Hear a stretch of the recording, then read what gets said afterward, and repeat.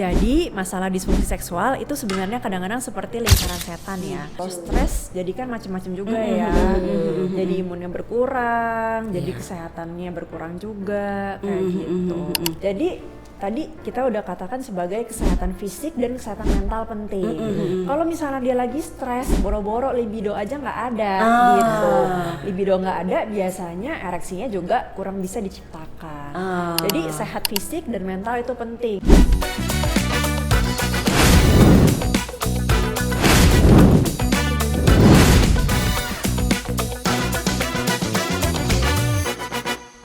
Halo Tiens Family, apa kabar? Selamat datang di podcastnya Tienspirasi. Tempatnya kita bisa mendapatkan ilmu dan informasi mengenai baik itu kesehatan, gaya hidup yang nanti bisa diterapkan di kehidupan kita sehari-hari. Bersama saya yang menjadi host untuk episode kali ini dengan Nina. Ya, Tiens Family, seperti kita ketahui bahwa podcast ini di episode pertama kita sudah pernah membahas tema kesehatan reproduksi gitu ya. Nah, untuk episode kali ini kita akan lebih spesifik lagi ya. Kalau yang episode pertama itu kan reproduksi baik pria ataupun wanita gitu ya. Begitu pentingnya sedini mungkin ya untuk mengetahui pentingnya kesehatan reproduksi. Nah, untuk episode kita kedua kali ini ya, ini juga tidak kalah penting dan tidak kalah menariknya. Lebih spesifik lagi kita fokuskan kepada para pria. Nah ya, yang para pria, ayo kita nonton podcast ini. Tapi juga untuk para wanita juga tidak kalah pentingnya, karena akan bisa mensupport pasangannya ya. Untuk episode kita kedua ini temanya ataupun topiknya adalah memahami problema organ vital pria. Nah, ya kan?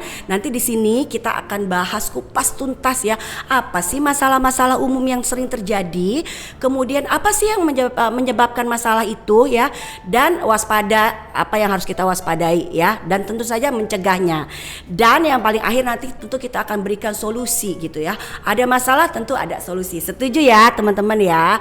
Nah, untuk teman-teman yang belum nonton baik episode pertama ataupun yang hari ini belum nonton, yuk kita tonton ya. Untuk Tiens Family segera subscribe, kemudian like, comment, and share ya.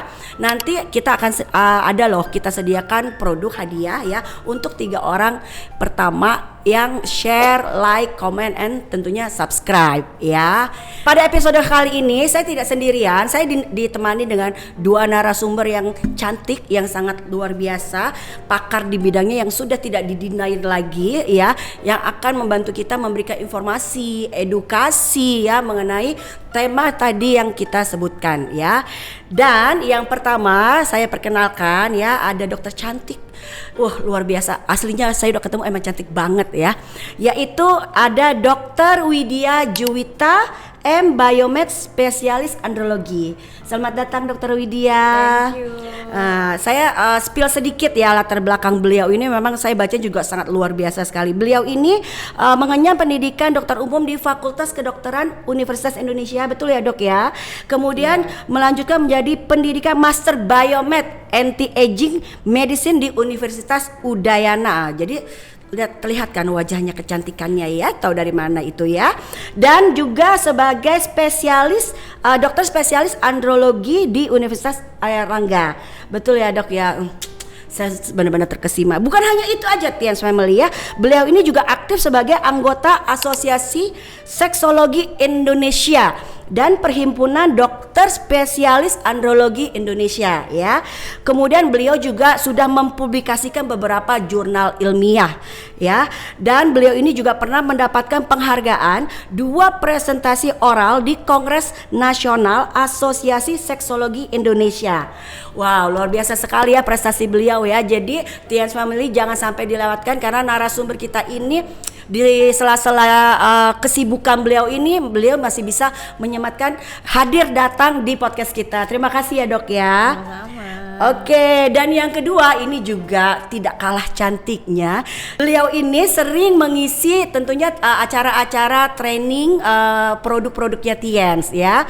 Kita mungkin yang sudah pernah lihat, bosen nih, tapi dengan kecantikannya pasti tidak bosen dong ya. Dan yang belum kenal, kita kenalan yuk. Kita di samping saya ini sudah ada Kak Harum. Halo Kak. Halo Ibu, halo dokter, selamat datang. Ya, Kak Harum ini adalah nutrisionis trainer dari Tiens yang sudah terpercaya, terhandal. Jadi kalau misalkan Tiens Family ada pertanyaan mengenai produk-produk Tiens, beliau ini pakarnya ya, jangan sungkan-sungkan. Tiens Family, seperti tadi saya sebutkan, kita nih topiknya itu mengenai ini ya, apa namanya, masalah organ vital pria ya. Nah, saya mau tahu nih sebenarnya, mungkin ke Dokter Widya dulu ya, Kak Harum ya. Ini gebrakan baru ya dok ya. Betul. Dari episode yang sebelumnya cuma bahas kesehatan sistem reproduksi aja. Nah ini gebrakan baru lagi nih. Lebih spesifik Iya lagi ya betul, Kak khusus ya. pria. Kayaknya ranahnya dokter deh ya. Nah itu dia ya. Jadi selain cantik, dokter ini juga menguasai organ-organ vital Tiens Family ya. Sebelum kita masuk lebih dalam nih dok, ada yang saya mau tanyakan nih sebenarnya apa sih dok yang dimaksud dengan organ vital pria itu dok? Iya, jadi organ vital pria itu melingkupi organ reproduksi dan seksual, seperti itu. Jadi ada reproduksi juga ada seksualnya. Betul. Gitu ya. Nah kalau boleh tahu nih dok, organ-organ vital pria itu apa aja sih dok gitu? Iya, organ-organnya itu ada banyak.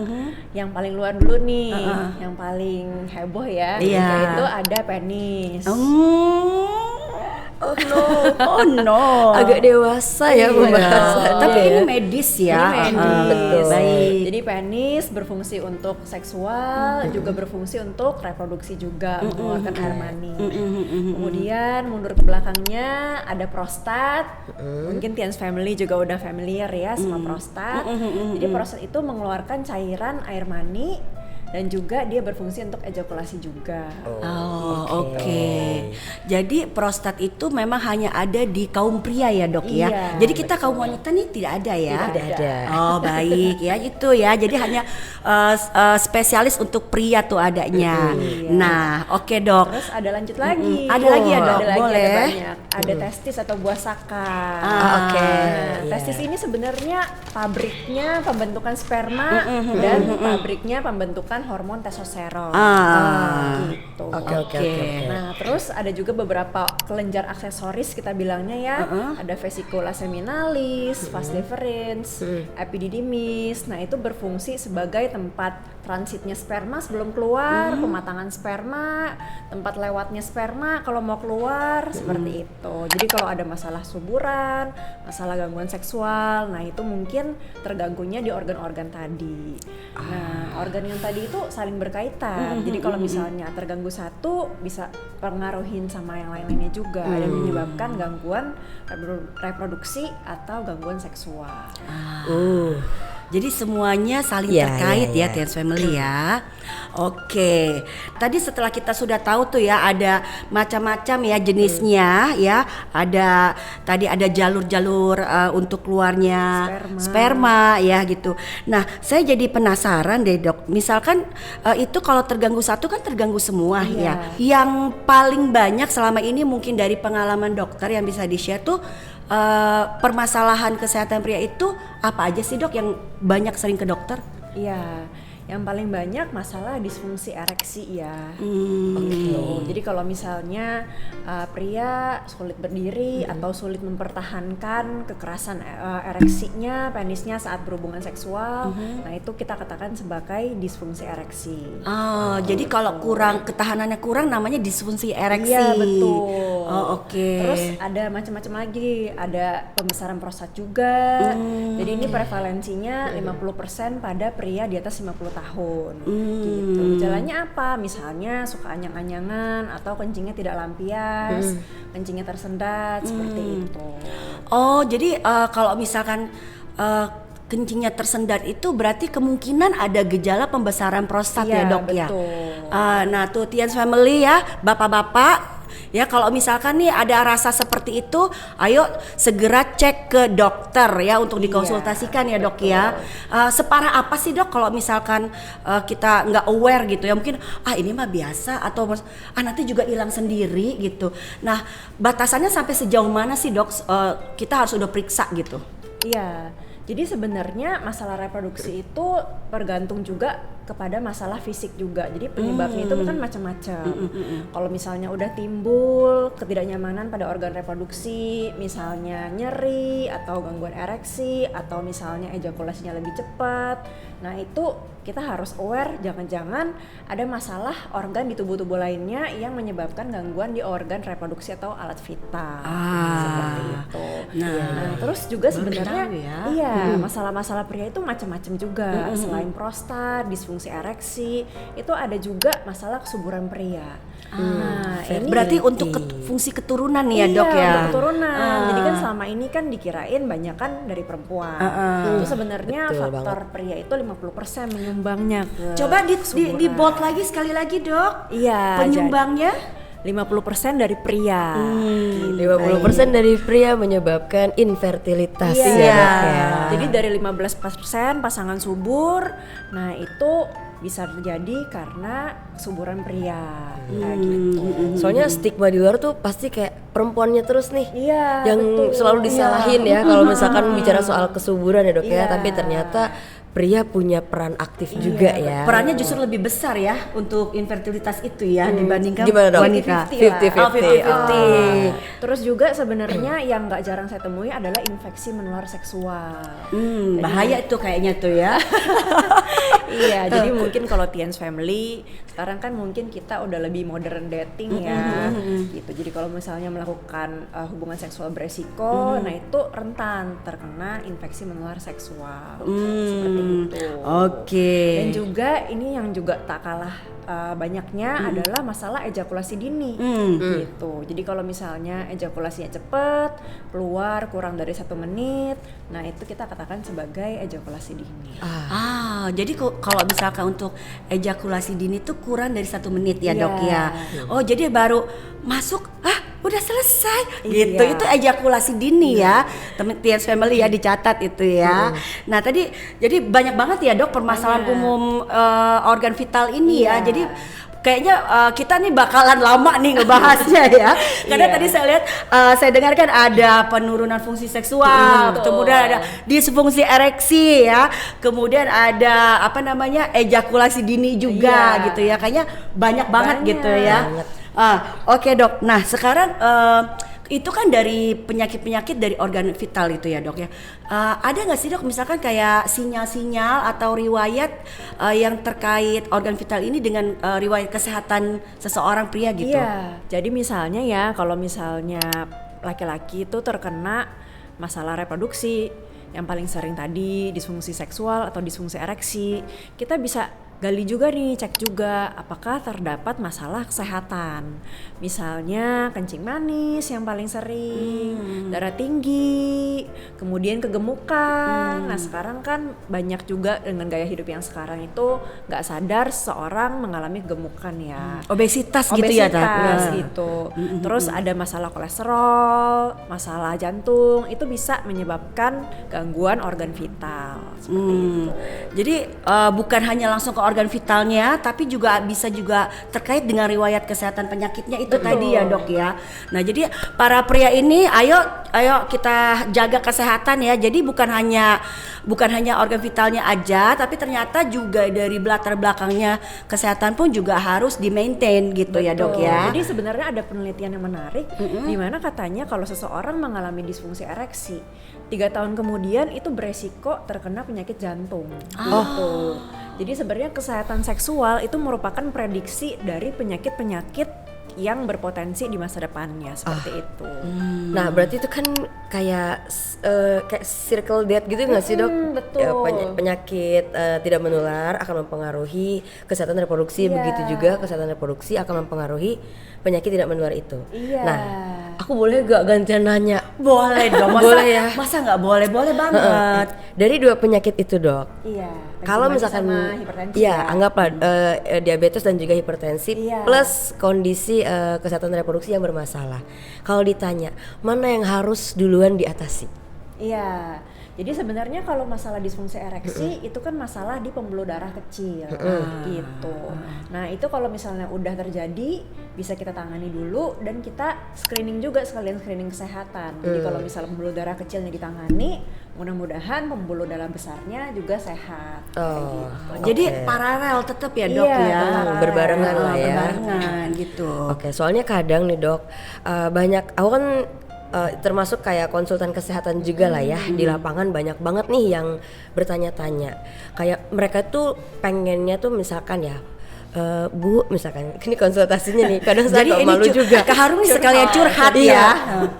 Bu, misalkan saya ini ada keluhan kayak susah berdiri gitu kan. Nah, gimana cara mengatasinya? Nah, pasti kan saya tanya dulu dong, apakah ada penyakit penyertanya? Betul. Ternyata dia punya hipertensi. Nah, terus udah gitu gimana cara kita menyiasatinya? Saya kan kasih tahu, itu harus diatasi dua-duanya nih Pak gitu kan. Tapi orang ini tuh pengennya kayak pokoknya saya yang enak dulu deh gitu. Yang enak dulu deh yang harus diatasi. Yang biar soalnya saya di rumah istri saya udah mulai kayak komplain Iya. gitu kan. Jadi pengennya diatasi dulu yang itu gitu. Yang gitu. Nah, kalau misalkan ketemu nih pasien yang kayak gitu, apa yang harus kita lakukan dan berikan edukasi, Dok? Iya, pastinya kita jelaskan ya, kalau misalnya disfungsi ereksi itu tidak berdiri sendiri, pasti ada penyebabnya, entah karena pikiran atau psikis atau karena penyakit tadi. Jadi memang kita bisa berikan terapi sesuai dengan gejala-gejalanya, misalnya dengan pengobatan, tapi kita juga harus terapi penyakit penyebabnya supaya ereksinya itu bisa benar-benar sembuh. Jadi bukan cuma gejalanya aja, tapi penyebabnya kita tangani. Dengar baik-baik ya para pria di luar sana ya, jangan Tergebu-gebu. iya, menggebu-gebu mau suksesnya aja nih, Iya. tapi penyakit-penyakit lainnya Harus sepelekan ditangani. gitu ya. Oke, Berarti next. kalau saya tangkep tadi ya dari ceritanya Kak Harum itu mungkin lebih banyak pria itu ternyata disfungsi ereksi ya dok ya, ataupun ejakulasi dini tadi Iya, ya, banyak banget. Dan itu sampai istrinya komplain. Betul. Ya. Nah berarti bukan hanya masalah kesehatan dan organ pria, tapi secara psikologi pun akan terganggu ya. Betul Dan banget. hubungan antara pasangan juga pasti bisa ribut gitu ya. Jadi ternyata dokter ini cukup handal ya. Jadi udah sebagai dokter andrologi ya kan. Kemudian mungkin dokter untuk psikolog juga ya untuk mengatasi ribut-ribut pasangan ya dok ya. Iya, jadi kalau misalnya pasien yang datang ke saya, kalau misalnya mengalami disfungsi ereksi, sebenarnya pria-pria itu jadi merasa tidak percaya diri, seperti itu. Mereka juga kadang-kadang frustasi, dan juga kan pasangannya nggak puas. Jadi pasangannya juga kadang-kadang komplain dan juga overthinking, nganggapnya kamu nggak sayang ya sama aku ya, padahal masalahnya bukan cuma perkara itu. Apa gitu. saya pakai daster gitu kan? Iya. Nah, karena mungkin kalau pria ini mau ngomongin ada masalah juga mungkin malu kali ya dok ke Iya, pasangan betul, ya. masih Gitu. malu. Jadi mungkin jadi kita sebagai wanita, oh apa dia udah nggak sayang lagi sama Betul, kita? ada yang seperti itu. Begitu ya dok ya. Kamu nggak sayang ya sama aku ya, kamu nggak bisa berdiri gitu. Padahal ada masalah fisiknya gitu.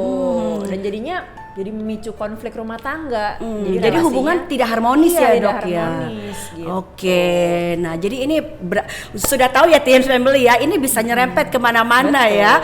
Jadi hubungan tidak harmonis, kemudian nanti sering ribut ya kan, itu akan memicu di kehidupan kita lah, akan mempengaruhi lah ya kan, gitu. Oke, nah saya punya pertanyaan selanjutnya lagi nih ya dok ya. Tadi kan dokter bilang ada apa namanya prostat ya. Iya. Saya sebenarnya juga agak lebih tertarik ke prostat gitu. Nanti mungkin TNS Family kalau kita mau kupas tuntas tentang disfungsi ereksi ada lagi. Nanti tunggu stay tune ya episode berikutnya ya.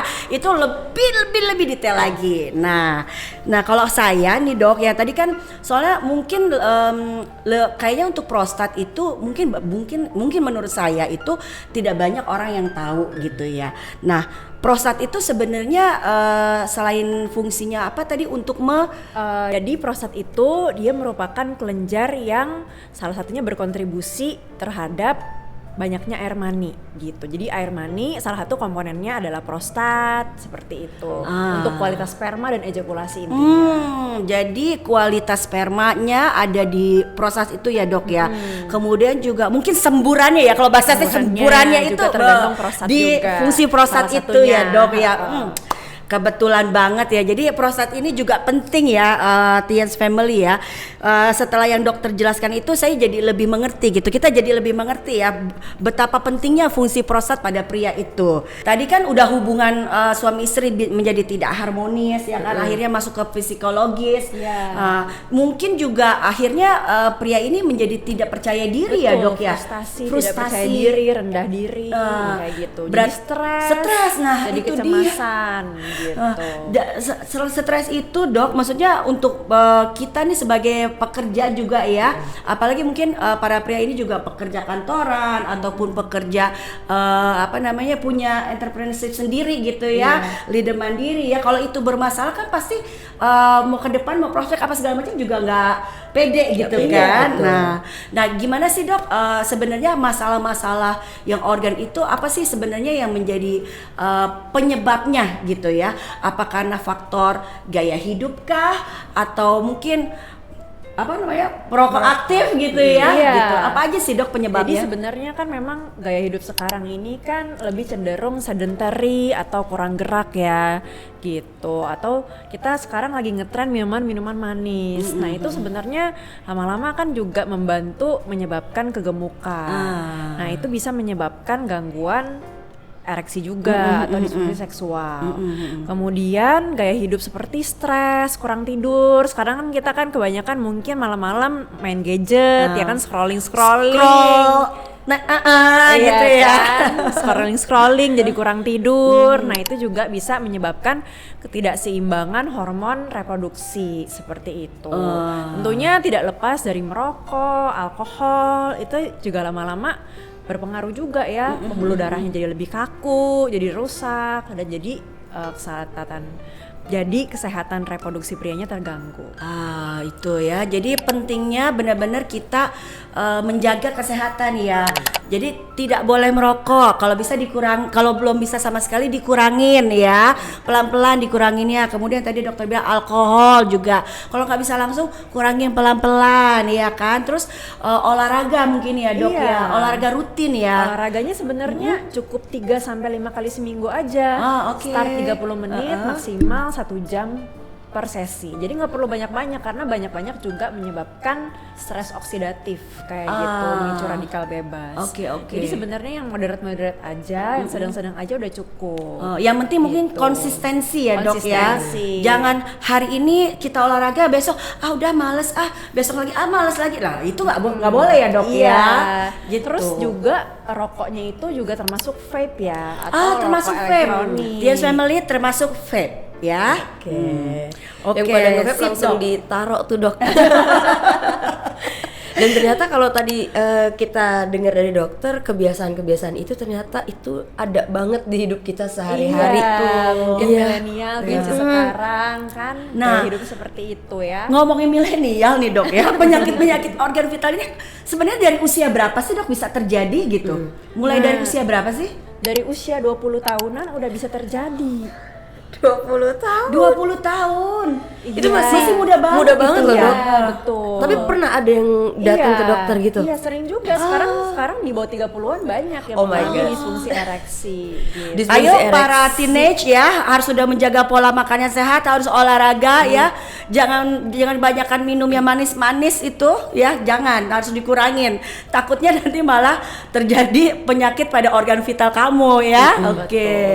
Lumayan shock ya dengannya karena kita kan dulu dulu kan maksudnya mungkin umur 40 tahun ke atas atau 50 tahun ke atas ya dok. Berarti dunia udah semakin tua ya.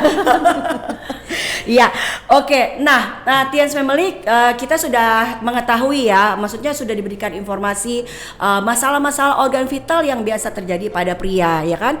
Jadi banyak banget tadi ada disfungsi ereksi, ejakulasi dini, kemudian pembesaran prostat gitu ya, penurunan fungsi libido, Kesuburan. kesuburan, apalagi ya, dan untuk reproduksinya juga ya Iya. kan. Nah tentunya kita pengen tahu dong ya, maksudnya kalau misalkan jangka panjangnya apa sih dok yang secara baik itu psikologis ataupun secara kesehatan medis itu bisa mempengaruhinya dalam segi apa sih dok untuk masalah kesehatan organ vital pria ini? Jadi masalah disfungsi seksual itu sebenarnya kadang-kadang seperti lingkaran setan ya. Kalau udah terjadi sekali itu jadi muncul berkali-kali terus. Kenapa? Karena kalau misalnya terjadi sekali, pria itu jadi tidak percaya diri atau ragu-ragu. Jadi sesi berikutnya jadi trauma. Aduh bisa nggak ya kali ini. Nah itu mencetuskan disfungsi ereksi selanjutnya. Nah lama-lama mereka jadi frustasi. Jadi nggak percaya diri. Terus juga yang tadi kita udah bicarakan, pasangannya juga jadi komplain, jadi ribut-ribut, jadi ada masalah rumah tangga juga. Terus kalau misalnya masalah disfungsi seksual ini tidak ditangani, kan kalau misalnya ereksi itu kan masalah pembuluh darah kecil ya. Kalau misalnya pembuluh darah kecilnya aja tersumbat atau kaku atau rusak atau udah nggak sensitif lagi syarafnya, nah itu lama-lama juga menyebabkan disfungsi yang lain-lainnya juga, organ-organnya lainnya juga, kayak gitu, karena saling berkaitan seperti itu. Ini berpengaruh juga nggak sih dok, kayak kan misalkan disfungsi ereksi nih, terus udah gitu si orang ini jadi depresi. Nah Betul. kan otomatis akan terjadi penurunan imunitas dan juga peningkatan Iya, hormon stres. Betul. Ujung-ujungnya hormon stres. jadi akan ada penyakit-penyakit lain yang akan Iya, muncul. kalau stres jadi kan macam-macam juga ya.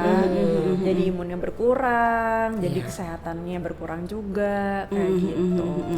Ya berarti penting banget ya, maksudnya bukan hanya organ vital aja, tapi dari segi psikologis juga tetap harus dijaga Iya, gitu ya. Mental wellness sekarang kan udah mental ini ya, wellness, mental udah health aware. harus tetap dijaga Mental gitu health. ya. Nah, gini dok, saya punya pertanyaan lagi dok. Ini mungkin agak sedikit nyerempet gitu. Dari mana nih Bu pertanyaannya Bu?